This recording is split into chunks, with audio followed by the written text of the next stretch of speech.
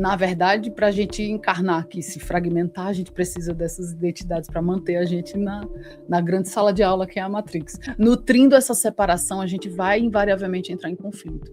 E o excesso dessa programação, ela vai nos destruir, ela vai fazer você acreditar que você é um ser limitado, que nasce, morre, que tem fim, que está dentro de uma...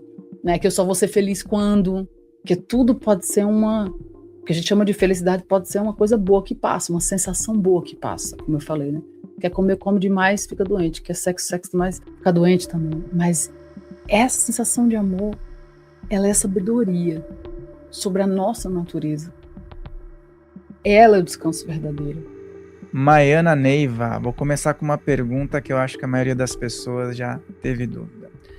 Por que quanto mais opções as pessoas parecem ter, mais ansiosas elas também ficam? Muito feliz de estar aqui, Fael. Prazer estar aqui com você.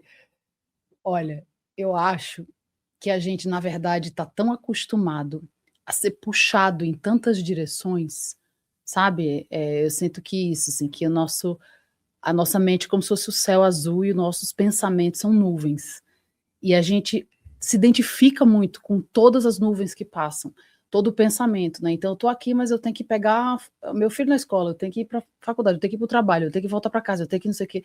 E essas nuvens diferentes, elas produzem quase assim uma energia que puxa em 10 vetores diferentes, né? E quando, na verdade, a gente tem sempre a opção de repousar no céu azul, que é a paz, que é dizer assim, tudo bem, eu fazer uma coisa de cada vez. Ou tudo bem, eu optar por uma coisa, focar nela, depois eu optar por outra coisa, focar nela. Então eu acho que essa pergunta, essa ansiedade existe porque a gente ficou acostumado a ficar sempre puxado em 10 direções, isso a gente chama de viver, né? Como é que tá a sua vida? Tá na correria, né? A gente não fala assim, né? Tá na correria. Isso é um símbolo de felicidade para as pessoas, né? Tá tudo ótimo, tô trabalhando, tô pulsando. E, na verdade, acho que a gente dá pouca importância isso vai produzir ansiedade, né? Mas a gente dá pouca importância ao espaço, ao pé no chão, a repousar no céu azul e a digerir, assim, para evitar um pouco desse excesso de ansiedade e até viver inteiramente as coisas melhores, né? Mais bem vividas. Essa questão de procurar, né? Procurar fora. Eu vejo assim, eu sempre tenho essa percepção e questionamento, né? Em que momento será que a humanidade, as pessoas, os indivíduos começaram a buscar isso fora, né? Então, quando a gente pensa em felicidade, o que você pensa nessa questão de sempre a busca ser externa, a busca ser externa? Essa é uma grande questão para mim, para o nosso tempo, tanto que eu tenho um trabalho com a palestra que é A Felicidade Não Está Lá Fora, né, que discorre bem sobre esse tema. Eu acho que, assim, a gente tem uma programação mesmo, em comum do ego, que vai dizer assim, você vai ser feliz quando você tiver aquele cargo, quando você tiver aquela pessoa, quando você tiver aquela realização, quando você tiver aquele filho, né, você vai ser feliz quando, como se assim, a felicidade sempre fosse jogar a gente em tempos que não existem. Ou eu tô na melancolia do passado, ou eu tô na ansiedade do futuro, e na verdade a vida mesmo acontece no presente. Né? Quando você está vivendo um amor que você olha nos olhos da pessoa que você ama, você sente aquele amor no presente. Quando você faz uma conexão, uma meditação que você sente o seu coração expandindo, que você sente Deus, ou o que é que você queira chamar, a fonte, iluminando sua vida, você está inteiramente no presente. Então a vida mesmo, ela acontece no presente. Mas eu acho que essa coisa de a felicidade estar lá fora, são muitas camadas de programação cultural e social que a gente tem, né, que é tipo, a gente funciona no automático, sem nem pensar sobre aquilo. Mas de até realizar essas coisas, né, conquistas lá de fora, você pode ter conquistado uma coisa que você queria muito, uma posição social, uma posição no seu trabalho, né, e eu cheguei em alguns lugares que eu considerava me foram vendidos como sucesso, né? E na verdade, quando eu cheguei lá, eu falei, nossa, é isso? Eu tô me matando de trabalhar, eu não consigo ver as pessoas que eu amo, eu só trabalho. Ainda mais, acho que a nossa geração colocou muito a definição de quem a gente é a partir do trabalho. Né? Não sei se assim, lembro os nossos avós, meu avô chegava em casa às 6 horas da noite e ia falar de outra coisa. ia comer junto, ia ver a lua, ia ouvir uma música. A gente vive numa bolha que, como se assim, isso também é um agravante para mim, que a gente se define a partir do trabalho, né? Quem é você? Eu sou ator, sou atriz, sou cantor, sou médico, sou engenheiro, sou, né, apresentador, é assim. Então, esse espaço para a gente encontrar a felicidade dentro, ele foi ficando mais raro, que eu quero dizer em termos de uma prática social. E aí eu acho que é meio que pela dor mesmo, você vai se lascando um pouco, né? Ou se realizando muito de acordo com a sociedade, aí você chega nesse ponto alto e você fala, puxa, é isso que me venderam como sucesso, mas eu estou internamente triste, insatisfeita. É Né? algo muito presente hoje. E é até bom você falar sobre isso, porque você é uma artista completa, você tem várias aptidões, você tem aí um currículo invejável, né? E assim, eu vejo que é muito difícil hoje, nesse meio, se manter, assim, nesse propósito, sabe? Com essa energia limpa, com esse direcionamento, porque realmente a gente observa que os fatores externos muitas vezes conduzem a pessoa, a imagem, o que vão pensar, o que está na hype do momento, né? Aquilo que você falou até dos nossos antepassados, né? Não tinham aquela coisa de chegar em casa e estar olhando ainda para o celular, não tinha nem isso na época. Se dedicavam ao momento presente. Acabou o trabalho, estou em casa, né? Mas como essas experiências como artista também, que, claro, você tem a possibilidade de experimentar tantas possibilidades, vivenciar personagens, interpretar uma música e colocar o seu sentimento também ali, sua vida, né? Contribuem para você virar essa chave e também colocar o teu barco num caminho diferente, da consciência, no caminho da interiorização, em um mundo tão material, em um universo profissional que às vezes tende também a ser tão material. Sim. Eu acho, Rafael, que, por exemplo, quando o verdadeiro artista, ele se torna mais humilde através da arte. Porque o trabalho da arte é te quebrar. Principalmente se a gente está falando de atuação, né? Vamos por partes aí. Em termos de atuação, o meu trabalho como atriz é não ser eu. O meu maior, se eu fizer bem o meu trabalho, é eu não aparecer atrás dele. Então, isso, muitas vezes, por exemplo, você é convidado a fazer uma personagem que você ama, que tem qualidades em comuns com as suas e que é ótimo, por um lado. Outra vez, você vai ter que ir em outra vida, um lugar completamente oposto à sua vida. E eu percebi que, através da atuação, se eu julgar o personagem, eu não consigo fazer. Então, o maior desafio para mim como atriz, e eu me emociono de lembrar isso, foram personagens muito distintas a mim, que eu tive que ir na realidade delas sem julgar. E viver inteiramente aquela vida de dentro para fora, e encontrar uma verdade de outro ponto. Isso me fez perceber, aos poucos, junto com o trabalho da meditação, sempre junto, mas assim, a arte como essa parte que, essa dimensão de humanização da vida. Então, a arte, ela pode nos humanizar profundamente. Né? Que se alguém me dava um script, eu vivia. Então, me dê que eu vivo. Então, eu comecei a perceber que eu não era um ser fixo, que eu podia ser muitas, que a gente a gente dá tudo que o Curso Milagres fala, né? Eu tenho dado a tudo que vejo, todo o significado que tem para mim. Se eu entro dentro de um roteiro e coloco a minha verdade naquela vida, de repente aquela vida surge, eu sinto como se ela fosse minha. Então a gente não é fixo, que a realidade tem essa qualidade plástica, mágica, né? E existe também algo em comum entre eu e todas as personagens que eu vivi, entre eu e todos os seres. Né, todo mundo quer ser feliz, se livrar do sofrimento, todo mundo, né, independente de você ser uma juíza, uma prostituta, uma professora, uma lixeira, uma cobradora, uma motorista de ônibus, você é um ser humano igual aos outros, e que jornada interna humana de emoção você faz para chegar no final do seu dia? Então, a arte verdadeira, primeiro, ela humaniza. Então, para mim, é um direcionamento. A pessoa pode usar tudo para uma... Você pode ter uma arte egóica, ou pode ter uma arte... não quero chamar de divina, mas uma arte que não seja exatamente egóica, mas que contribua para algo maior. Né? Então, eu acredito que a função verdadeira da arte, para mim, foi humanizar. Já na música, por exemplo, quando eu canto, tem uma música do meu disco que chama Flecha, que é uma música que eu amo muito, que é tipo assim, parece que eu estou vestindo meu coração para fora, entendeu? Assim, sou eu inteiramente sem reservas, e a voz é uma coisa muito do seu espírito, né? Então, no que você coloca a sua voz em alguma coisa, no canto, eu sinto assim, é uma verdade muito precisa sobre quem você é. Então, é um outro exercício de humanização. Entende o que eu estou querendo dizer? Uhum. Então, acho que a gente pode usar tudo para fazer, tudo que vier, seja eu que eu sou uma artista, mas né, você, qualquer outra pessoa, em qualquer outra profissão, eu posso usar a minha realidade, eu sou um jornalista, eu sou um apresentador de podcast, toda pessoa que chega na minha frente para eu crescer, né? Então, eu acredito que é difícil, porque é verdade, a gente vive numa coletividade muito densa, né, onde os valores estão cada vez mais esses valores mais espirituais, acho que a gente está tendo mais espaço cada vez mais, mas eles são mais raros hoje em dia, né? Porque de alguma maneira também você tem que estar com um nível básico estabelecido para você pensar no espiritual. Tem muita gente ainda batalhando pela vida na sobrevivência, e muitos isso é uma coisa importante de ser conquistada, né? O mínimo para você poder, às vezes, até pensar em outras coisas. Mas eu sinto que sem esse eixo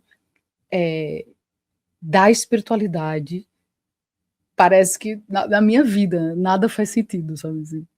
É Nada uma faz peça sentido. importante, né? Eu sempre costumo dizer isso, é a oportunidade que a gente tem, às vezes, de estar falando sobre isso de uma forma, hoje, aberta, é o grande tempero da vida, porque existem muitas pessoas que não se dão conta da espiritualidade, estão numa vida fechada, e tá tudo bem, elas não descobriram ainda, mas a partir do momento que você pisa nesse terreno, não tem volta. Ai, não tem mais volta, Fá, não tem mais volta, porque eu sinto isso cada vez mais, assim.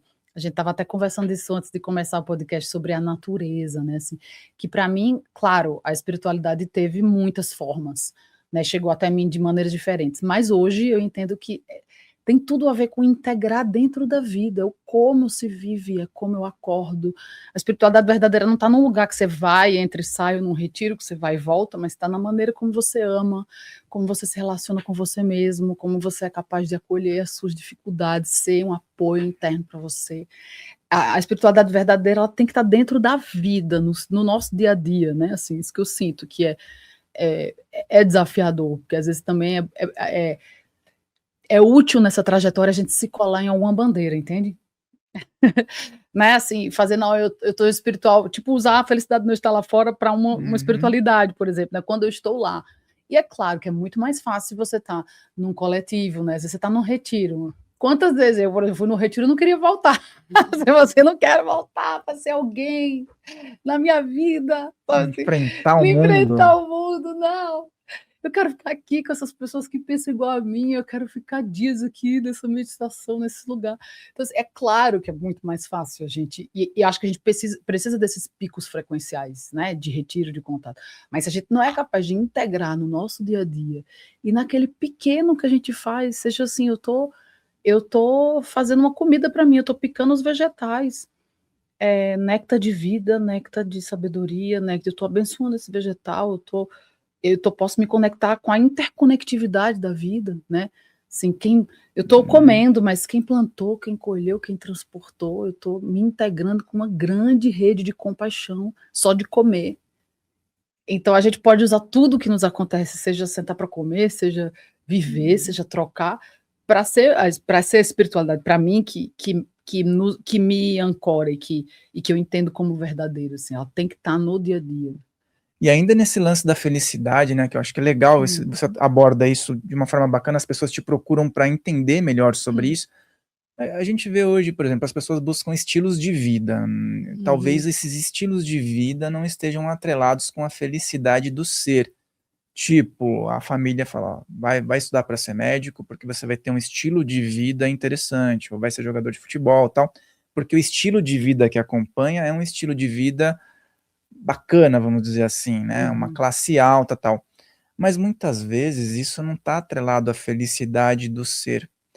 Então, eu acho que é esse ponto, né? Como é que funciona esse paradigma das pessoas compreenderem essa felicidade e o estilo de vida que buscam muitas vezes? Uhum.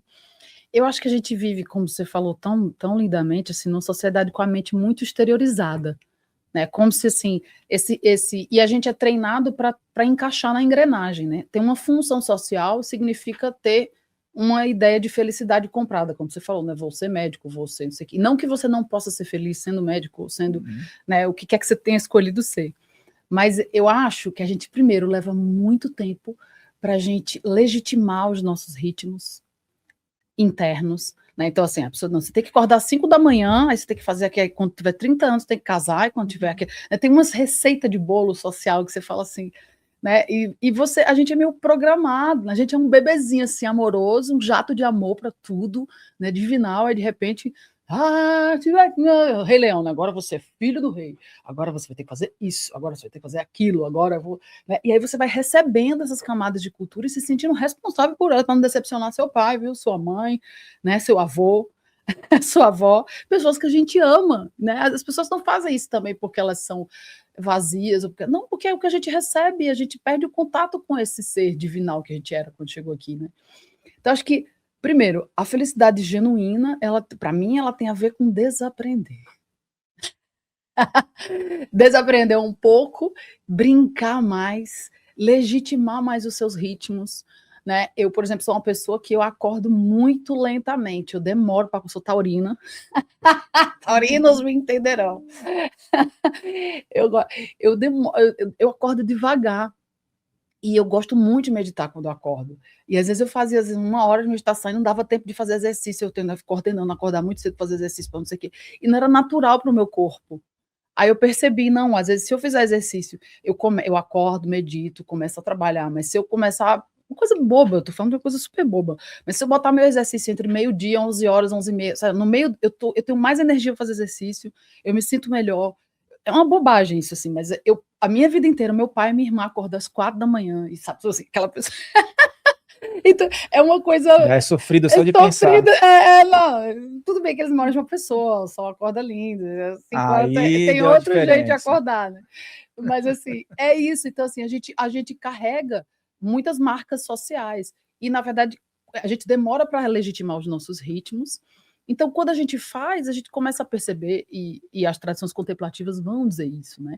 Que a felicidade verdadeira, que existe 2 tipos de felicidade, a felicidade hedônica, que é importante, do tipo, você está doente, você quer ir no médico, você quer fazer um bom exame, a gente quer ter um mínimo de qualidade de vida, você quer ter uma casa para morar, né? A gente precisa do básico na vida, e a felicidade hedônica ela vai propor isso.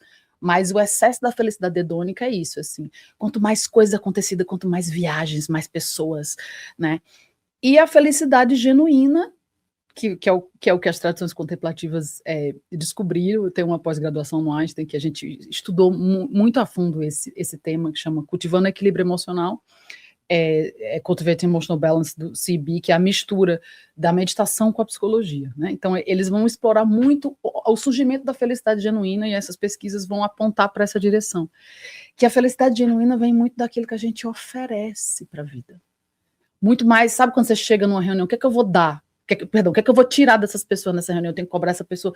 Mas quando eu chego com algo para oferecer, parece que já vem de casa. Nossa, comprei aquilo para aquela pessoa. Nossa, vou lá. O que é que acontece? Mas assim, a felicidade do se doar, do se sentir um ser mais em comunidade, coletivo, é muito maior do que a gente se sentir um ser separado, individual e que conquista coisas, né? E as tradições contemplativas também vão dizer que a gente confunde tudo que a gente acha que é felicidade, na verdade é um sofrimento, quando a gente olha de perto. Então, eu acho que eu vou ser feliz quando eu comer, for naquele, né, restaurante que eu quero muito, eu como, posso passar mal. Ou que eu vou ser feliz quando eu tiver sexo, não tem muito sexo, eu posso ficar doente, né? O que a gente chama... Então, assim, esse desequilíbrio do que a gente acha que esse excesso de querer agarrar as coisas lá fora e querer sempre organizar a vida externa para ser feliz, eu vou ser feliz quando eu vivo como um polvo, como você falou no começo, cheio, ansioso e infeliz, né? Sempre organizando as coisas externas para ser feliz, não. Então eu vivo tenso, sustentando uma série de condições externas a mim para ser feliz, quando na verdade a prática simplesmente do contato com a nossa energia. Assim, um animalzinho na floresta sabe que se ele ficar doente, ele vai ficar no cantinho dele, assim, embaixo de uma árvore, e ele vai se curar. Então, esse contato com a nossa energia, esse contato com aquilo que é infinito dentro da gente, não só passa o dia inteiro na energia do que é temporário, mas comparecer à nossa essência, que é aquilo que é infinito, aquilo que na gente é amor, porque essa vida vai passar, esse corpo vai passar, esse tempo vai passar, mas aquilo que é infinito, e o contato com isso que é o nosso verdadeiro descanso, assim. E desse lugar que vem espaço, que vem felicidade verdadeira, da gente ampliar a porosidade para esse contato, né, assim. Então... Foi muito profundo isso que você falou, e me gera algumas questões também, que a gente vai ligando pontos, né? Antes de eu fazer a pergunta, pessoal, deixa o teu like aí, se inscreve, gosta da Maiana Neiva, então já coloca o teu comentário aqui, tá? Acompanha o trabalho dela, também aqui, você que está já no canal, coloca suas questões, coloca suas dúvidas, as suas experiências e toca no sininho, porque assim você recebe os outros conteúdos. Lembra de tocar no sininho, tá bom, pessoal? Que assim você vai receber de forma garantida. Que são essas intersecções, né, que você falou. Muitas vezes a gente observa, uma vez uma pessoa falou para mim assim, olha, eu prefiro chorar com a minha cama cheia de dólares do que sem nenhum dólar. Falei, tá, tem certo sentido, mas você não pode também estar muito feliz e alegre também com a cama cheia de dólares, né? Então, às vezes as pessoas colocam esse paradigma. A questão do medo de perder, né? O medo de perder é algo que, eu não sei se cabe dentro de uma felicidade, a pessoa que tem essa insegurança de perder, né? E eu acho que entra nisso, né? Porque ela tá chorando, mas tá com os dólares ali. Mas e se tirar o dólar, como é que fica? A pessoa vai para um precipício, então. É nesse sentido que a gente está falando, acho que a gente vive num mundo de falsas garantias. E todo mundo precisa de dinheiro, todo mundo precisa comprar um almoço, né? A gente precisa de dinheiro, não quer dizer que você não vai ter dinheiro, mas existe até sobre, para mim, o dinheiro, uma visão mais profunda. Tipo, você entende que o receber vem do dar? Sabe assim, para mim o dinheiro é uma energia, assim. Se você sente que o que você tem para oferecer tem valor, é mais fácil você ganhar dinheiro com aquilo que é legítimo e tem valor, e os outros vão entender o valor que aquilo tem, e aquele dinheiro vai vir como consequência de uma experiência de troca de valor no sentido mais profundo, né? E aí eu acho que assim, o dinheiro ele é uma energia importante, muito importante, mas ele é muito uma consequência para mim. Entende o que eu tô querendo dizer, assim? E eu acho que, falando de valores, eu tenho a sensação de que a gente não sabe quem a gente é na vida, até a gente saber quais são os nossos valores. Porque, às vezes, é isso, a gente tá, por exemplo, num trabalho, né? E a gente começa a achar que a gente tem problema com o trabalho. Nossa, de repente eu ia naquele trabalho, eu adorava ir para lá, e de repente eu tô indo e aquilo não sei, não ressoa mais comigo. E você fica achando que o problema é o trabalho. Mas, na verdade, naquele trabalho, tem pessoas que estão indo você ir contra os seus valores. O conviver com aquele trabalho está te fazendo ir contra os seus valores. Então, tipo, aí, às vezes, por exemplo, você vai cantar... Tinha uns meninos numa banda que eu cantava, que eu amo que barato. Eu ia cantar com eles, assim, eu ia cantar de boa, com os meus amigos, sabe, assim, me apresentar. Eu era tão feliz fazendo aquilo. E eu não entendi, assim, por quê. Eu era tão feliz, eu terminei até gravando um disco depois, porque eu era tão feliz frequencialmente fazendo aquilo, e depois eu entendi, cara, porque a gente tem valores em comum, eu me sinto amada, me sinto respeitada, me sinto fluindo, eu cresço, eu saio daquela experiência maior e mais alinhada comigo. Então, às vezes, você vai fazer uma coisa de graça que vai agregar muito mais na sua experiência frequencial, você vai crescer, e uma coisa que está te fazendo ganhar um dinheiro, está te fazendo ir contra os seus valores e te destruindo. Claro que e todo dinheiro pode ser abençoado, você pode fazer uma coisa incrível e ganhar dinheiro por isso e ser incrível, né? E às vezes fazer uma coisa de graça que vai sugar a sua energia, não que uma coisa esteja atrelada à outra, mas para mim a visão mais profunda que é esse alinhamento com os nossos valores internos, quando a gente vai escolher o que a gente vai escolher, com quem eu vou me relacionar, né? Como eu vou amar, como eu vou viver, como eu vou ganhar meu dinheiro, né? Então, assim, isso tudo para mim te ajuda a se sentir mais alinhado, porque assim, se você está fazendo algo que reforça os seus valores, independente de qualquer coisa, você vai sair daquela experiência mais rica do que você entrou. E isso é muito interessante e complexo ao mesmo tempo, porque você falou o lance de doar, caridade. Eu vejo muito isso, a necessidade das pessoas fazerem a caridade. A gente tem que olhar por uma outra ótica, né? Porque Às vezes a pessoa faz a caridade, mas ela não está fazendo a caridade com ela, porque ela está sendo sugada, ela está naquele lance que você falou, drenada energeticamente. E às vezes ela está fazendo algo que a sociedade aponta e fala, mas isso aí não é caridade. Quem disse que não? Quem disse que alegrar alguém não é caridade também?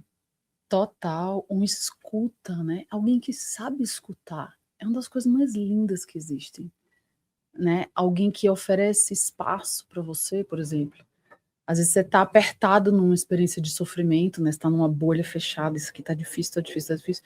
Aí você vai conversar com um amigo, com um terapeuta, e aquela pessoa, ela te oferece espaço.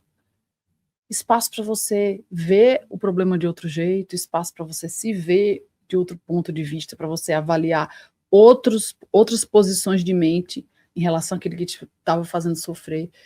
Então, assim, eu acho que a experiência de espaço ela é muito importante para colocar a gente num lugar de apoio real, assim, sabe? De tempos em tempos, todo mundo assim, precisa desse lugar, assim, eu sinto. E aí a gente entra no universo da mente humana, né? Porque tudo isso que a gente está conversando também tem o fator da mente.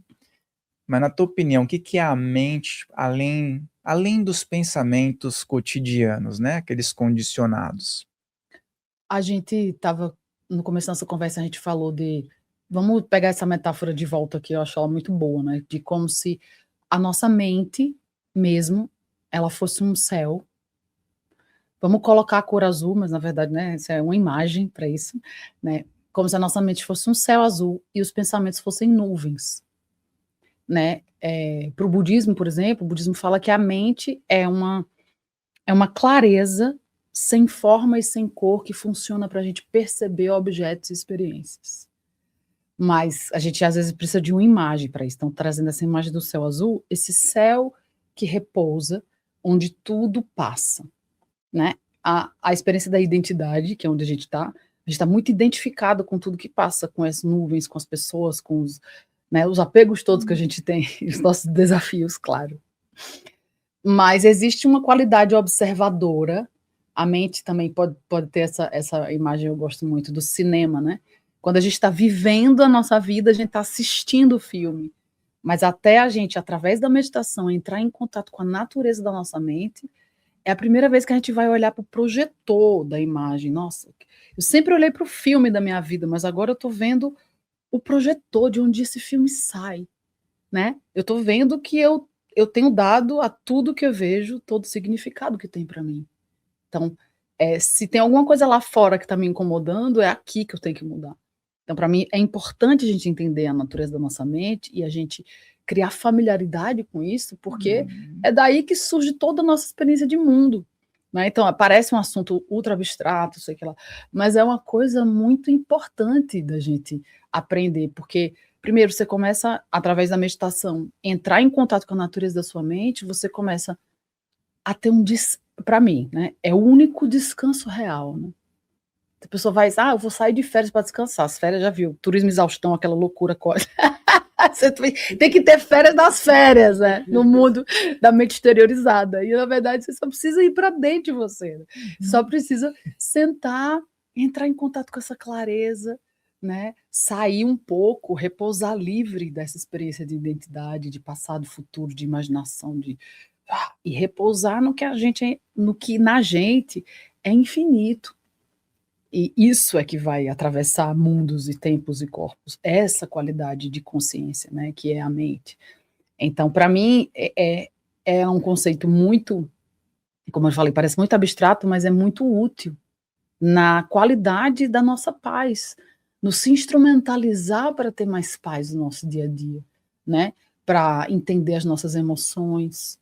Às vezes, assim, por exemplo, depois que eu consigo silenciar, pausar, eu posso olhar para uma emoção de uma maneira diferente. Normalmente eu sou arrastado por uma emoção, né? Sei lá, eu tenho a raiva, eu sou arrastado pela raiva depois que eu já fiz o que fiz, rodei a baiana, não sei o que, pede desculpa, vai, chora, não sei o que, né? Mas eu posso entender, às vezes, se eu tenho um pouco mais de espaço e contato com essa mente, que a raiva veio me dizer que eu tô ultrapassando o limite interno, né? Que tem um limite meu que foi ultrapassado. Então, se eu só olhar para a informação que essa sensação está trazendo, eu consigo aprender com ela sem deixar ser completamente arrastado por ela. E isso vem do treino da mente. O treino da mente vai trazer níveis muito mais estáveis de energia.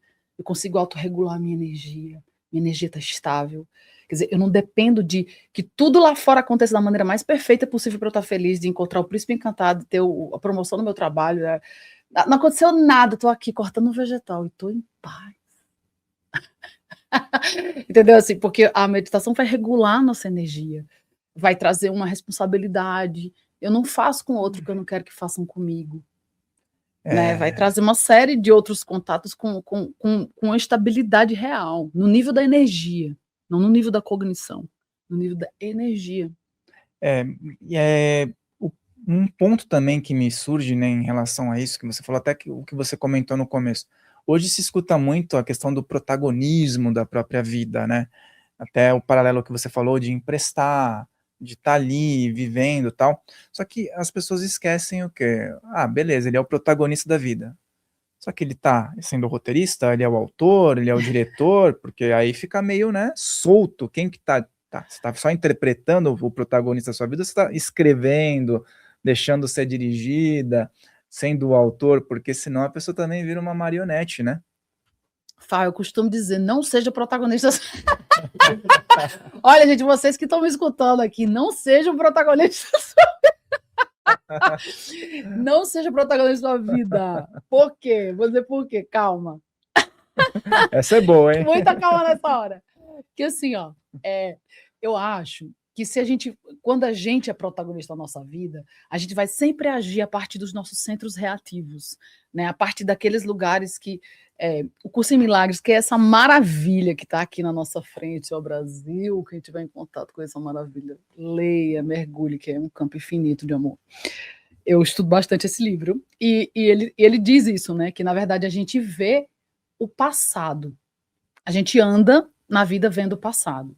Né? Então, eu sou protagonista da minha vida. Então, isso quer dizer que eu estou totalmente no meu ego, entregue a minha personalidade, entregando as decisões da minha vida para uma personalidade limitada que acha que olha para o mundo e entende o que está vendo. Então, vamos mergulhar nisso, que eu acho que isso é interessante. O Curso em Milagres, ele traz esse olhar para dizer assim, na verdade, ele diz assim, você só vê o passado. Tapa na cara, número 1. É uma série de meditações que são treinamentos para você desfazer a mente do ego, enfim, depois a gente fala do curso. Mas, em essência, uma das provocações que o curso faz é assim, você só vê o passado. E aí você vai... E é verdade, né? Vamos supor, assim, você teve uma experiência ruim com alguém lá no passado que usava uma blusa marrom, né? Você sofreu uma experiência de agressão ou de dor. Aí, toda vez que você vê alguém na rua com a blusa marrom, antes de você ver a pessoa, os centros reativos, né, do trauma, eles se levantam e você, na verdade, não vê a pessoa, você está vendo aquele trauma, né? E se eu sou de direita, eu vejo alguém de esquerda, nossa, se eu sou de esquerda, a pessoa de direita, a pessoa, né? As pessoas, se a gente fosse protagonista da nossa vida, a gente tá bem lascado, porque os centros reativos vão estar na frente. Então, e na verdade, a gente só percebe, o curso vai dizer, a gente só percebe que as nossas crenças, como a gente vê o mundo através da lente das nossas crenças, a gente só percebe que as nossas crenças querem encontrar no mundo. Então, vou dar um exemplo, né? Eu tô aqui, aí eu me apaixono por você. Na verdade, eu começo a conversar com você, aí o natural da gente, não, né? Não começa a conversar, começa assim, vamos voltar um pouco. Tá numa festa, vou chegar no ponto. Aí você olha para a pessoa, você nem viu direito a pessoa, nossa, meu filho vai nascer com aquele olho, eu já sei que eu já começa a sentir as coisas, você começa a inventar uma história da pessoa. Aí você encontra a pessoa, aquela pessoa é o amor, na presença daquela pessoa você começa a sentir o amor, né? Aí agora você casa com a pessoa, agora você é meu marido, viu? Você tem obrigação de me fazer bem, se você não fizer isso. A gente vai prendendo a pessoa no lugar que ela cabe dentro da nossa crença. Onde é que aquela pessoa vai entrar na minha vida? Ela vai entrar se ela for meu marido, se ela tiver aquilo. E a gente esquece que a primeira vez que a gente acessou aquela pessoa era um acesso de amplidão. Poxa, na presença daquela pessoa, meu coração se abria. Eu me sentia expandido, eu me sentia com alegria natural, eu me sentia em contato com a fonte dentro do meu coração. E, de repente, Então, assim, a gente, na verdade, precisa desprogramar essas crenças para a gente poder ver a vida. Então, ser protagonista da nossa vida é uma coisa muito perigosa, porque eu acredito que a gente deve, diariamente, entregar a nossa oitava superior, como você quiser chamar, eu superior, Espírito Santo, natureza de Buda, esse aqui não é diferente de você, tá? Não é um outro, tá? É a sua instância, a sua oitava superior. E pedir para ser guiado. Pedir, porque às vezes na sua crença, eu já vivenciei isso, né? Você quer se relacionar com alguém, aí você faz o checklist daquela pessoa tem que ser. Aparece aquela pessoa no seu checklist que o seu ego escolheu, você se lasca todinho. Aí vem alguém que quando você entrega para essa dimensão superior, escolher através de você, me mostra a verdade dessa cena, me mostra a verdade dessa relação. Você encontra pessoas que o seu ego jamais escolheria. E que eu vivi, por exemplo, uma das relações mais lindas de toda a minha vida, quando eu senti que entreguei. Então eu acho que, para mim, a vida que vale a pena viver é a vida de entrega, assim, de entrega ao nosso aspecto superior, à nossa mente, ao nosso eu superior. E esse eu vai saber nos guiar. Mas é um treino até para saber ouvir, para saber se direcionar a partir disso. Porque se você for protagonista, só você achar que no seu eguinho, no seu buraco da fechadura, você consegue ver o mundo, não consegue. Não consegue. E esse livro ele é prático, né? Eu gosto de livros que propõem que você faça uma prática, né? É uma vivência esse livro aqui, né? Esse livro, cara, eu vou te falar, ele é... No budismo tem uns livros que a gente faz prostração pros livros. Porque é uma mente divina encarnada, assim, é muito divinal, assim, esse livro é fora do tempo, ele é uma mente muito superior que manifestou ele, né? Mas ele é muito prático. Então exatamente, ele tem a parte do livro de exercícios, que é o começo, não, tem o livro texto, que é o começo, e no meio do livro tem os livros de exercícios, são 365 lições por dia. Uma por dia, 365 lições, uma por dia. Uma por dia para completar um ano aí. Isso, para completar um ano. Então, assim, você pode fazer as lições, você vai ler aquela lição, ler um pouquinho do livro durante, né, o livro texto durante a semana e durante o dia, e você vai praticando, pega aquele dia, como eu falei. Vou dar um exemplo aqui de uma lição que é essa lição que eu acabei de citar, que é muito boa, né? Eu tenho dado a tudo o que vejo todo o significado que tem para mim. Que é isso. Eu só vejo o passado, são coisas tipo assim. E aí ele vai te treinar. O que é, em essência, o livro? Ele é é um autoestudo, então não existe igreja, tipo assim, lá não existe hierarquia nisso, né? É um autoestudo espiritual que vai te fazer um treinamento do ego para a mentalidade unificada, para você sair dessa programação egóica, que é esse mundo fragmentado, onde a gente é um ego separado, que vai produzir sempre sofrimento, conflito, porque as meditações vai fazer você entender que toda vez que você está na programação do ego, você está produzindo sofrimento. E aí você vai desprogramando o ego ao longo desse ano de meditação e mergulho no texto do livro. E você vai... Só que, assim, é relacional, é experiencial, assim, um negócio que você começa a fazer as lições, só se você aplicar, você nem precisa ter fé em nada se você não quiser. Claro que se você tem fé, você tem um salto. Eu acho que a fé sempre produz um salto frequencial em tudo, né? Porque as falam que não tem fé, mas tem fé em Netflix, tem fé em tudo que não presta. Não que Netflix não presta, né? Tem fé em qualquer outra coisa, né? Que na verdade não leva. Então tem fé numa coisa que presta, gente. Vamos embora evoluir. Então, eu acho que, por exemplo, esse exemplo, né? Você começa a praticar as lições e você começa a colocar em contraste, antes de eu praticar as lições, como é que era a minha vida. Então, como é que está totalmente dentro da programação do ego. Né? O livro vai te mostrando esse contraste. Então, o ego vai produzir conflito. O ego vai precisar produzir um ser separado, uma historinha de alguém que nasce e morre, de alguém que tem tempo limitado, que tem, né, conflito, que tem... O ego é baseado no medo, então é isso, se eu dar, eu vou perder. Se eu der, eu vou perder. E a essência fala, quanto mais eu dou, mais eu recebo, porque a mente divina é não dual. Então, tudo que eu entrego para todos, eu estou entregando para Deus, eu estou entregando para mim também. Então, é outra dinâmica, ele vai te sintonizando numa rádio muito superior, assim. Então é um treino que, assim, um treino que mudou minha vida. Eu sei que existem muitos caminhos para a verdade, eu não acredito nisso, né, que só a minha verdade, não, acho que a gente tem que encontrar, quem estiver nos ouvindo, acho que a nossa maior busca aqui é encontrar aquela verdade que vai abrir seu coração, né? Mas eu, depois de anos de estudo de autoconhecimento, desde criança, desde 10 anos de idade, obcecada, porque era uma obsessão, anos de budismo, assim, budismo inteiro tá aqui dentro, aqui inteiro. Então, assim, tem umas, o Curso em Milagres, para mim, ele é o último, ele é recente, ele é dos anos 60 ou 70, não lembro agora, mas, assim, é um texto que foi psicografado, que chegou agora, atual, prático, rápido, que faz uns chamados, independente de qualquer religião, de qualquer prática que você tiver, você pode acessar o curso e ter, sabe? Ele vai falar assim que o curso, na verdade, é para tirar todas as barreiras ao amor, né? Que nós somos a natureza infinita do amor, que só o amor é infinito, né? Que só o amor permanece. E todas as ilusões, então, a saída do ego para a mentalidade unificada é trazer todas as ilusões para o amor purificar, para o amor integrar, né? E ser um texto não dual é muito importante. Porque não é assim, vou rezar 10 Ave Maria, mas eu continuo batendo na minha esposa, entendeu? Não, não funciona. É. Entende? Assim, tipo, tudo é um espelho, né? O outro é um espelho de mim.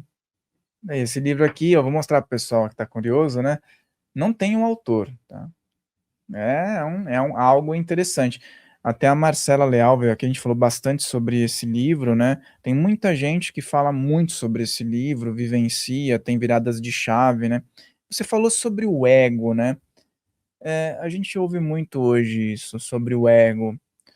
Mas em que parte que o ego também tem o seu benefício na criação da realidade? Claro, não, assim, e ego é uma terminologia bem do curso que eu estou usando, tá? Então não é a terminologia de Jung, a partir da psicologia, e eu sei que a persona, né, a persona para o Jung, a gente tem na personalidade uma função social, é como se fosse eu tenho a sensação de que o ego serve assim para você atravessar a rua e não ser atropelado, sabe? Você tem que olhar para o lado, eu vou ter uma função social, ela é, na verdade, para a gente encarnar aqui, se fragmentar, a gente precisa dessas identidades para manter a gente na grande sala de aula que é a Matrix.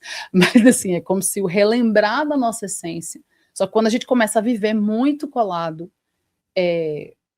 nutrindo a nossa fragmentação como um recém-nascido, nutrindo essa separação, a gente vai invariavelmente entrar em conflito.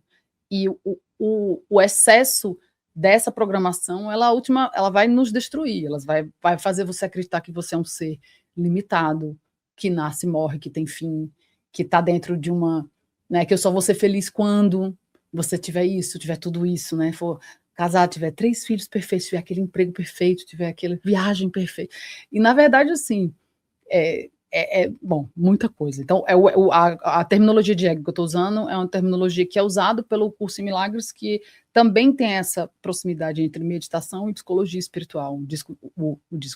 O livro fala que é um treinamento de psicologia espiritual.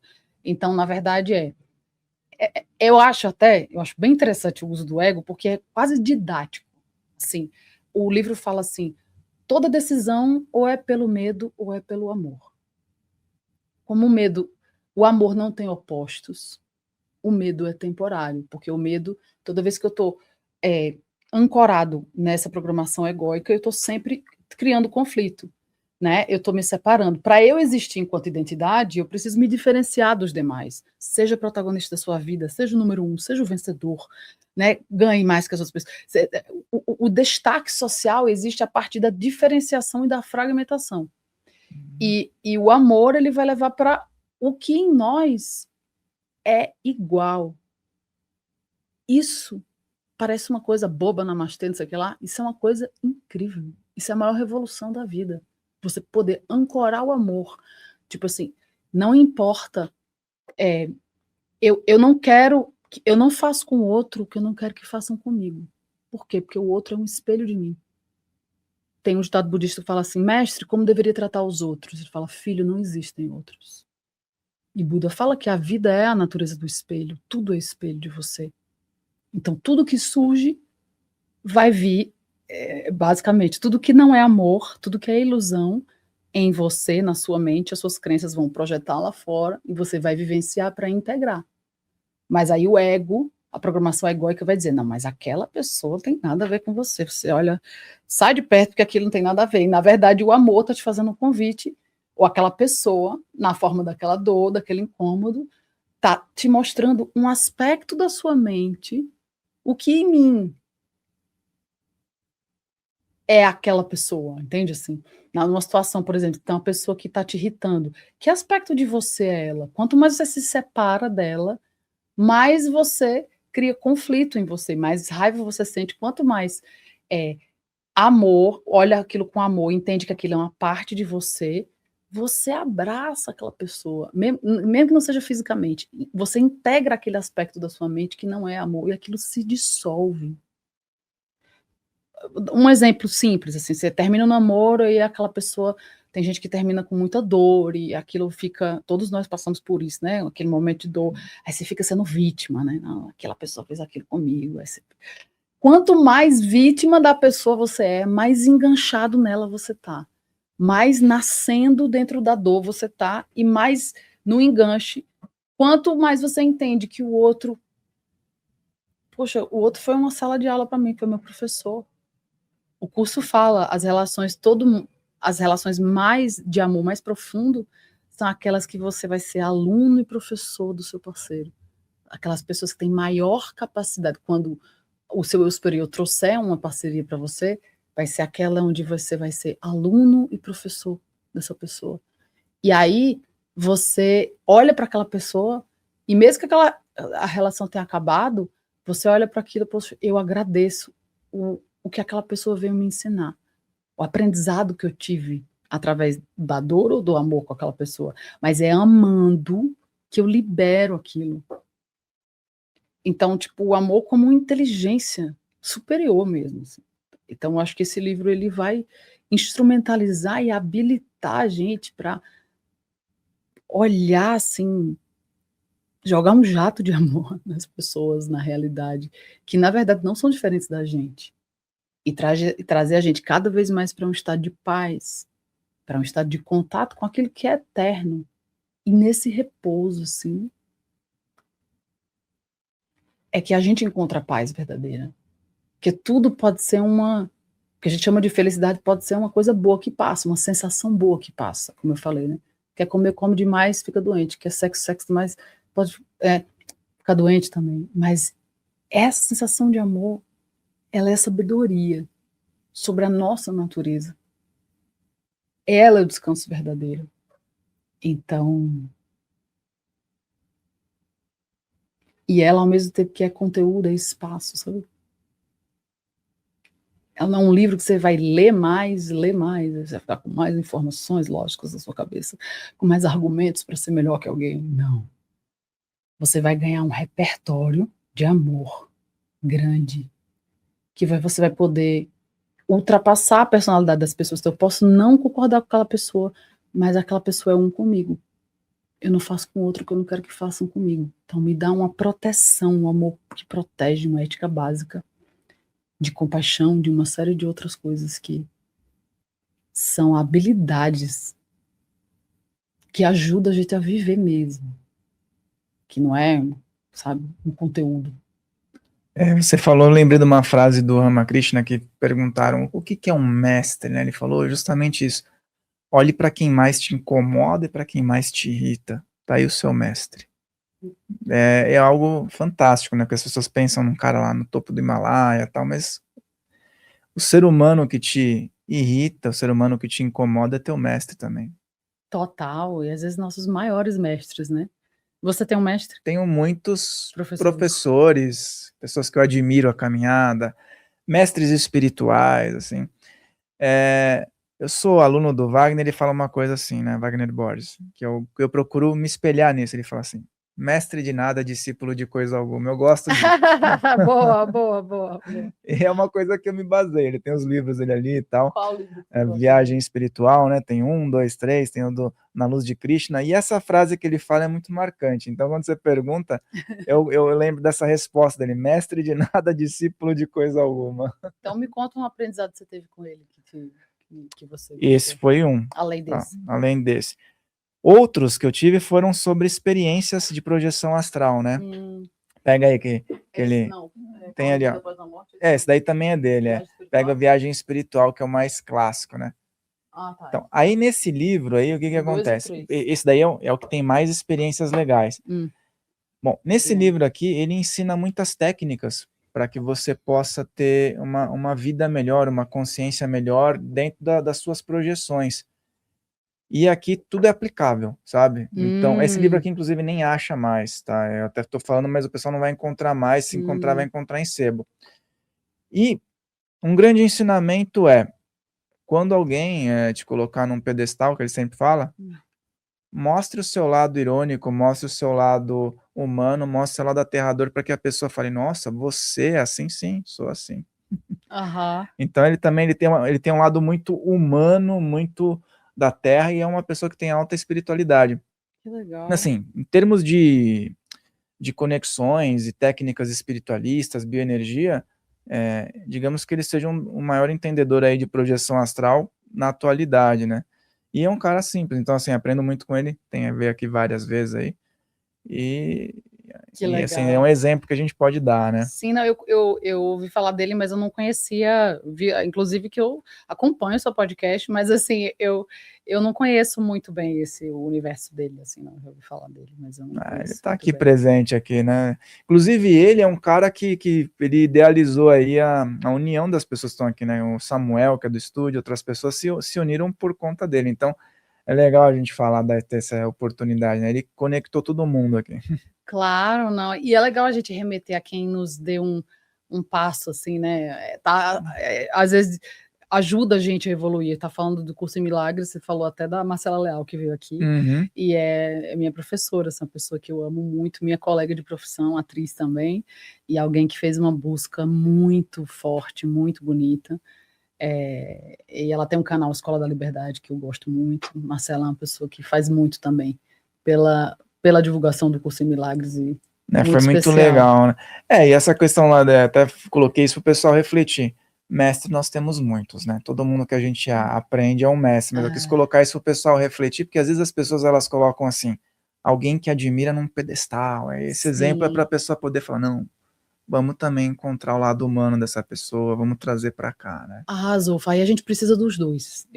O que eu quero dizer, eu acho que a gente precisa do nível absoluto, sabe assim, eu tenho uma guiança aqui nesse livro do nível absoluto, assim, da mente, da última instância de compreensão de alguma coisa. E você precisa de alguém que às vezes está um passo acima de você.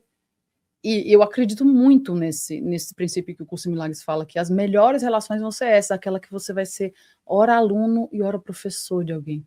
Ora aluno e ora professor. E a pessoa às vezes está em todas as relações, relação de amor, relação de amizade, relação de, né, que seja de um professor que você admira, aquela pessoa às vezes está só um passinho na sua frente, né? E acho que a gente vive num tempo onde as pessoas ficam muito presas né, para eu meditar eu tenho que ir no Himalaia, eu tenho que ir no topo da montanha, eu tenho que ser dentro do budismo é isso, meus professores, tipo assim, 3 anos de retiro de silêncio. Sim, bom, nunca vou conseguir na minha vida, né, fazer nada. Então, assim, eu acho que a gente está sendo convocado agora para dar o nosso primeiro passo, sabe assim? E às vezes, eu acho que está vivendo um tempo onde os mestres eles sempre serão importantes e eles estão aqui para nos guiar no nível absoluto, né? Quando a gente tem um contato com mentes que têm um nível absoluto. Mas essas mentes do nível absoluto são uma instância superior da nossa própria mente. Então, eu acho que a gente tem que se colocar aí com o que eu tenho para oferecer. Tem alguém que vai precisar receber aquilo que você tem para dar. Não, mas não serve sim, porque assim, acho que a gente precisa colocar a nossa maestria. A gente precisa assim, entrar em contato com a nossa própria sabedoria, nosso eu superior, entender que a gente é um com isso, né? Acho bem importante isso, para uma liberdade mais, uma prática mais livre na espiritualidade. Acho que é fundamental na era atual, né?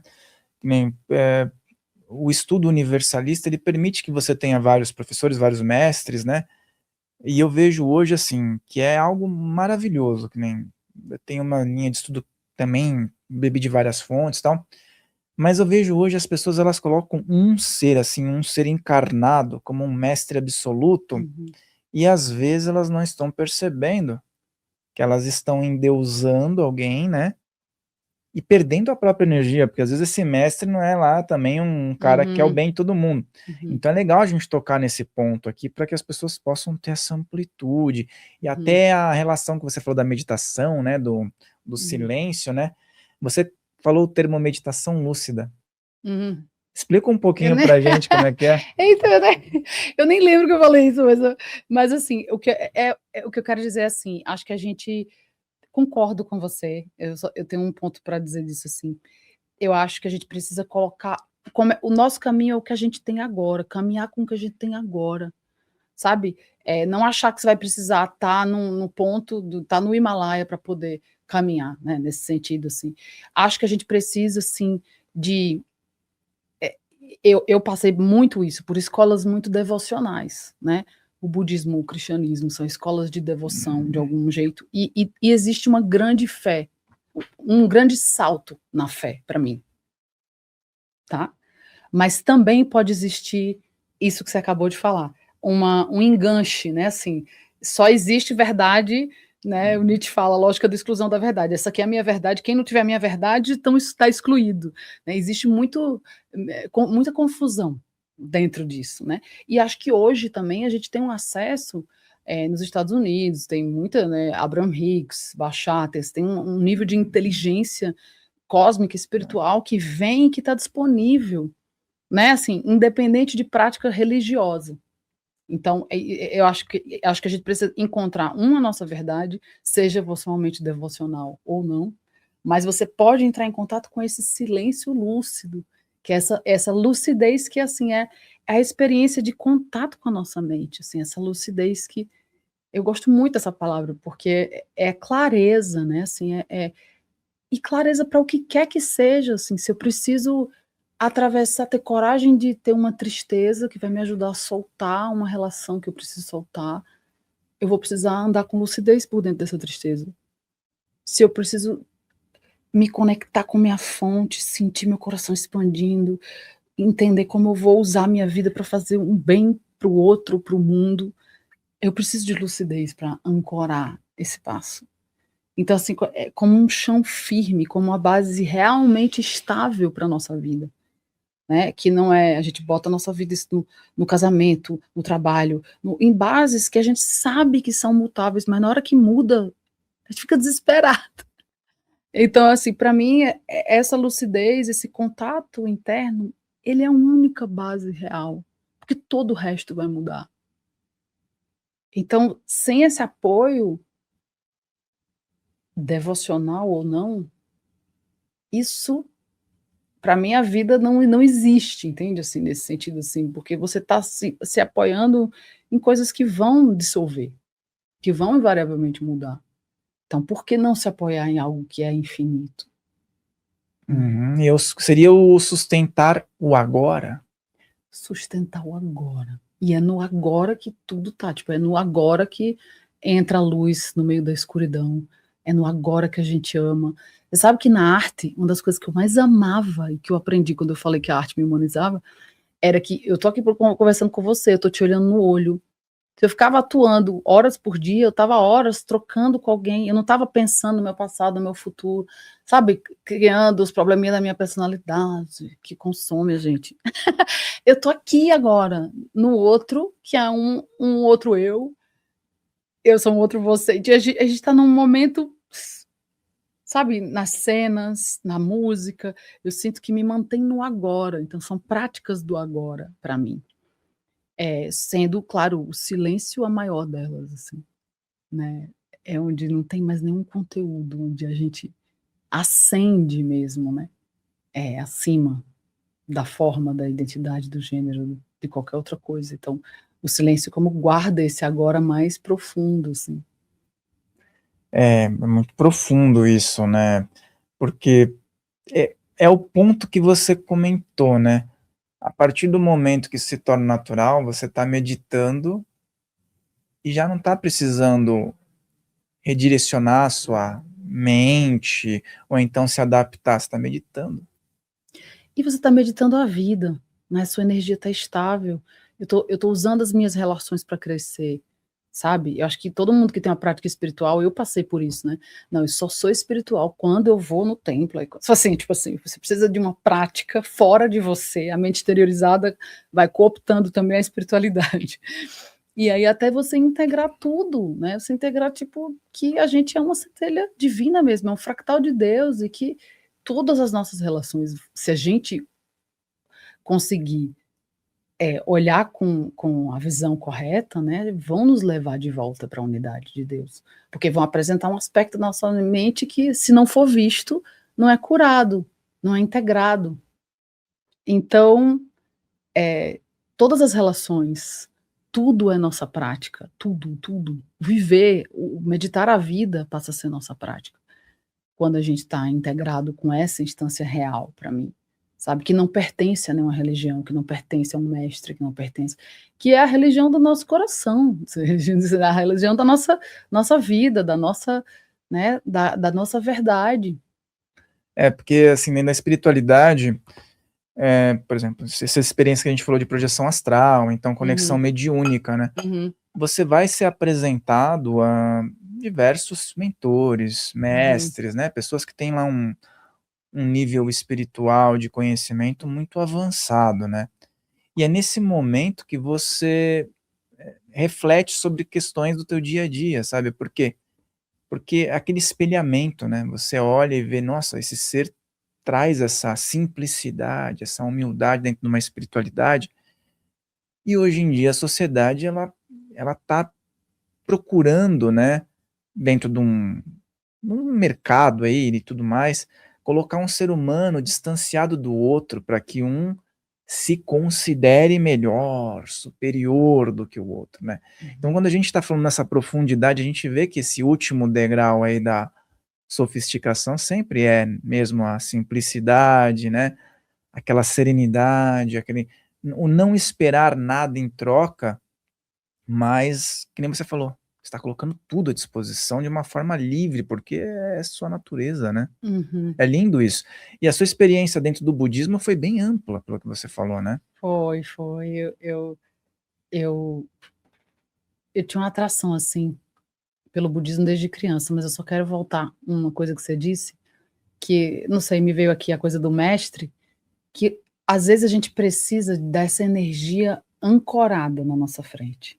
Entende? Às vezes tem a sensação que o mestre ele é necessário nesse lugar também, assim, que a gente não precisa, não, que você lê um livro, aquele tem que atravessar a sua cognição para atravessar a sua emoção, para você, entende? E Uhum. os livros são incríveis e alguns têm essas habilidades mágicas, como esses livros, acredito. Mas assim, o mestre ele às vezes personifica algo pra gente, que a gente precisa ver, né, para mim, o maior impacto do budismo foi ver o conhecimento ancorado em outros seres humanos. Eu nunca tinha visto pessoas com aquele nível de consciência, com aquele nível de compaixão, e não que eles fossem de outro mundo, mas assim, eles me impactaram profundamente no nível da energia, porque aí você, né, o exemplo arrasta, nesse sentido, assim, você não está mais adquirindo mais um conteúdo, cognitivo, né, então assim, desde os 10 anos que eu amo o budismo e leio e tal, mas não foi até eu morar fora do Brasil, eu morei alguns anos em Nova York, 8 anos, que eu me aprofundei no budismo e tive a oportunidade para isso também, porque no Brasil estava sempre trabalhando como atriz de um lado para o outro, não sei o que, não sei o que, então quando eu fui morar fora foi um tempo da minha vida que acho que Buda me pegou ali para dizer: agora você vem, viu, minha filha, não tem jeito. E eu conheci a tradição do budismo, que o meu nome é Mahayana, né, a tradição do budismo que eu conheci é Mahayana. Aí o meu professor fala: minha filha, nessa vida você vai pegar o H. Faltou o H do Ah, Mahayana. é. Então, E eu passei muitos anos, desde 2013, fiz formação de professores dentro do budismo que eu estudei. E, na verdade, só para dizer que o impacto maior da formação, e eu fiz, tipo, eu tenho pós-graduação no Einstein, como eu falei, que tem muito amor e muitos estudos, né, me formei em outras coisas. Mas a formação dentro do budismo, ela é uma formação no nível da energia também. Então, você está estudando um livro, mas uma prática, uma sadhana, mas você tem que ser capaz de ancorar aquilo na sua energia. Num mundo onde a gente acha que vai sempre resolver conteúdo, eu estou com uma dor, então eu preciso de mais informação, mais conteúdo, mais conteúdo. Às vezes a gente precisa só do espaço, do silêncio para dissolver aquilo, ou do silêncio para se misturar com aquilo. Ou como a gente falou das emoções, né? Eu quero não ser arrastada pela raiva, mas eu quero entender num espaço maior dentro de mim, que talvez aquela raiva está querendo dizer que eu ultrapassei um limite meu. Ah, então é útil. Entende o que eu tô querendo dizer? Assim, é um instrumentalizar para a vida, não está fora da vida. Então, acho que o budismo, nossa, mudou tudo na minha vida. Mudou a minha vida. Porque, principalmente, foi um momento onde você sente que você vai sendo mais existência do que indivíduo. Assim, você vai praticando ser mais existência do que indivíduo. O budismo, tem o budismo esotérico, né, que tem ali tudo algo fechado, mas tem um budismo também que quebrou barreiras, né, que deu aquele, vamos dizer assim, uma ponte do hinduísmo que tinha ali algo fechado, os brahmanes, aquela coisa muito segregada, ele trouxe pro pessoal, venham aqui, aprendam, vivenciem, né, de uma forma mais aberta. É claro que tem os fundamentos fechados, tem o esoterismo ali, que é algo também que eu venho estudando e achei maravilhoso, viu? E eu, assim, o budismo foi o primeiro lugar onde eu encontrei respostas.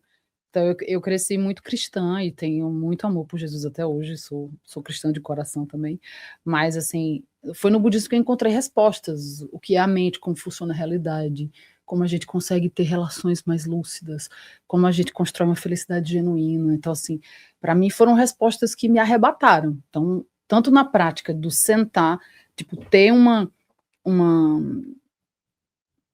didática da meditação, né? Primeiro você faz isso, depois você faz aquilo. Né? Tem tradições que botam a pessoa em silêncio sem ela saber o que fazer, e tudo bem, não sou contra, acho que está tudo certo. Para mim, é que vem o budismo vem do budismo tibetano, mas é um budismo moderno, era uma coisa que vai te instruindo a como se instrumentalizar para o silêncio, para como se instrumentalizar para a vida, o que é a mente, como a gente produz felicidade. Essas coisas todas, para mim, foram profundamente úteis. Talvez tem uma frase de Buda que fala assim, o conhecimento é igual todas as folhas dessa floresta. E Buda fala, mas a gente só precisa dessas 4 folhas. Se você pode não saber operar um carro, não sei o quê, mas se você não souber como construir a paz dentro de você, entende o que eu estou querendo dizer? Assim, a gente precisa desse conhecimento. Sinto que o budismo me deu isso, assim, essa instrumentalização mesmo, assim, para a vida, assim, do que é a base real, assim. Tem muito conteúdo na vida que você pode amar e, né, tipo, outras coisas também, mas, assim, isso, sem isso a gente não dá o salto para fora do humano, assim, você fica aqui, entendeu? A gente quer fazer outras coisas, outras viagens. E até Jesus era budista também, na minha opinião, viu? Sim. Eu acho que ele tinha mais, eu falo assim, mais pro budismo do que o que falam que, né, o que idealizam dentro de algo mais fechado, né? Porque o budismo, ele tinha muita conexão com isso também. Sim. Das iniciações que ele teve e tudo mais, sabe? Sim. Então, eu acho que ele tem uma similaridade muito grande com esses ensinamentos. E que às vezes fica fechado, né, numa interpretação só. Não, e para mim, na verdade, eu amo muito Jesus. Jesus é um mestre para mim também muito presente no Curso em Milagres, muito presente. Para mim, assim, a verdade, ela não tem, é a gente do lado de baixo, assim, da cultura, sabe? Eu que sou islâmico, eu que sou católico, eu que sou, acho que eu fico me diferenciando, mas a verdade, ela é uma, né? A mente superior, ela não está separada por camada de identidade, que nem a gente aqui embaixo. Então, assim, para mim, não tem diferença nenhuma entre Jesus e Buda, entende? Assim, os mestres, eles são todos uma mente unificada, tudo uma fonte, é a fonte.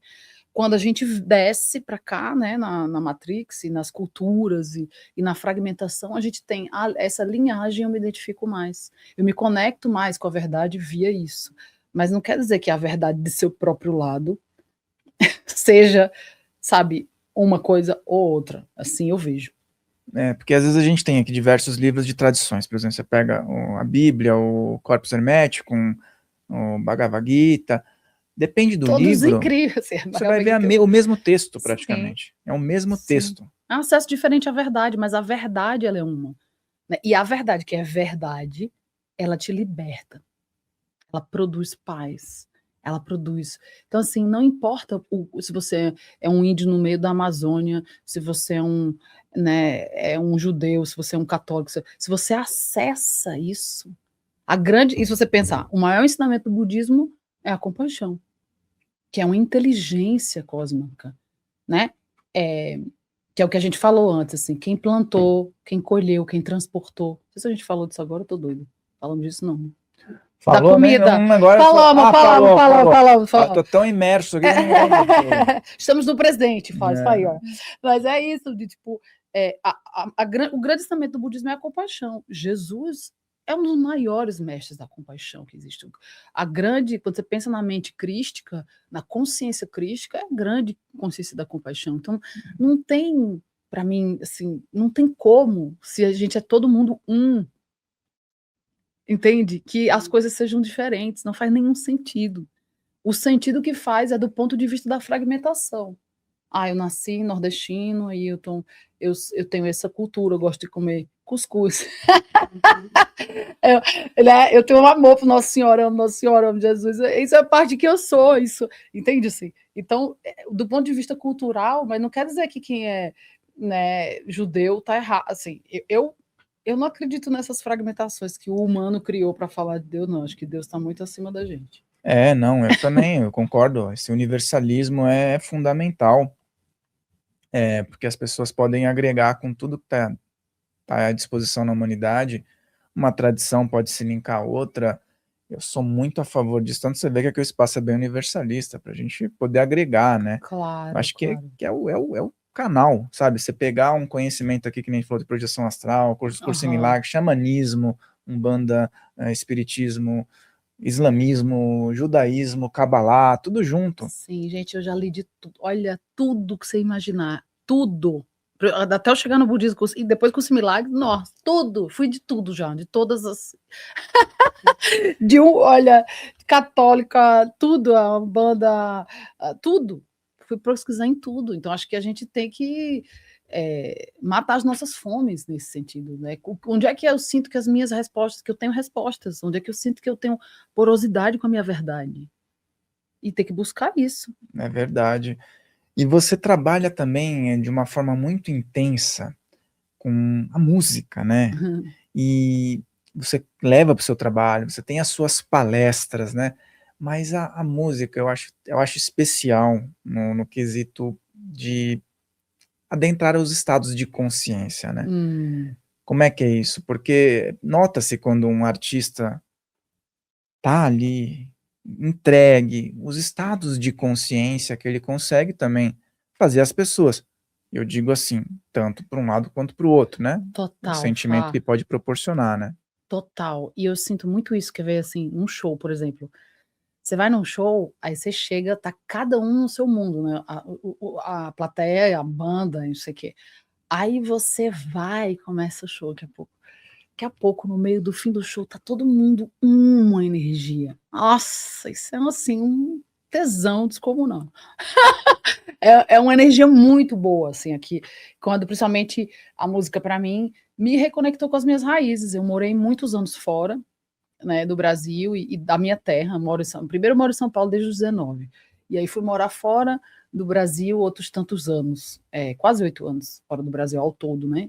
6 anos em Nova York, depois morei 2 anos na Califórnia. Então, assim, quando a pandemia que mexeu com todo mundo, eu falei, não, eu preciso voltar, e eu voltei para o Brasil, Então eu falei: "Nossa, eu preciso voltar para o centro, você de mim".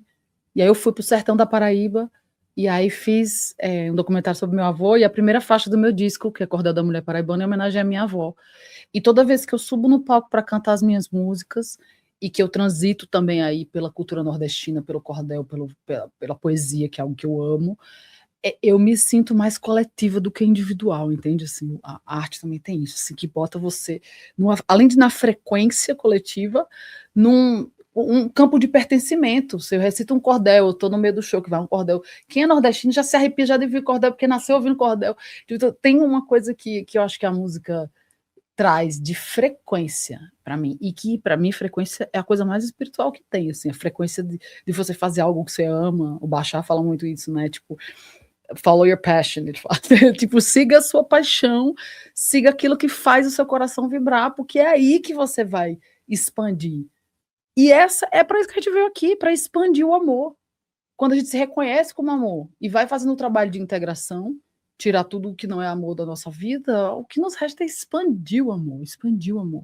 Seja através de um podcast, seja através de um livro, seja através de uma música, seja através... A forma não importa, mas que você adentre esse campo e vá crescendo nele, né, assim. E Acho tem que é isso. uns convidados que vem aqui que ele é especialista em Hertz, né?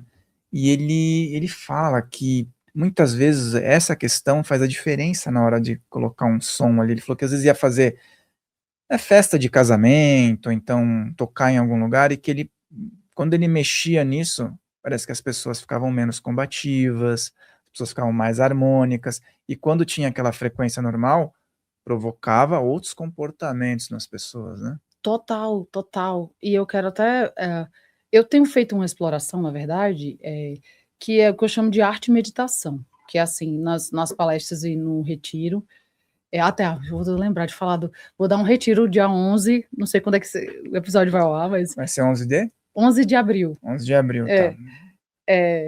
Vou dar um retiro aqui em São Paulo, dia 11 de abril, aí se for depois vocês cortam. Que chama Ressignificar, que é justamente um pouco desse experimento que eu faço de arte com meditação, que eu acho que... Porque meditação mesmo, ela é silenciosa, assim, ela tem uma sadhana, tem uma guiança, mas é uma guiança muito num lugar, né, de acordo com o que a gente recebe das tradições mais devocionais, né, da meditação.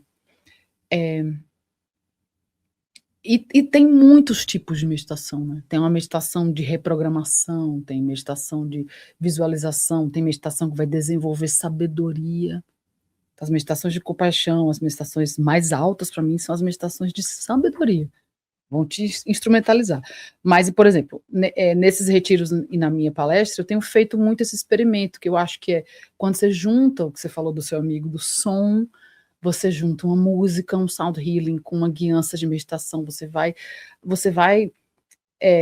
apaziguando assim, o corpo emocional da pessoa, às vezes através da música, ou guiando o corpo emocional para ele dar e você vai introduzindo uma ideia superior, que se a pessoa está com o corpo muito agitado, ela não consegue sentar em silêncio, entende? Eu acho que a gente precisa também desses lugares onde as pessoas são convidadas a experienciar um pouco de uma meditação mais convidativa, mais amorosa, para quem nunca meditou.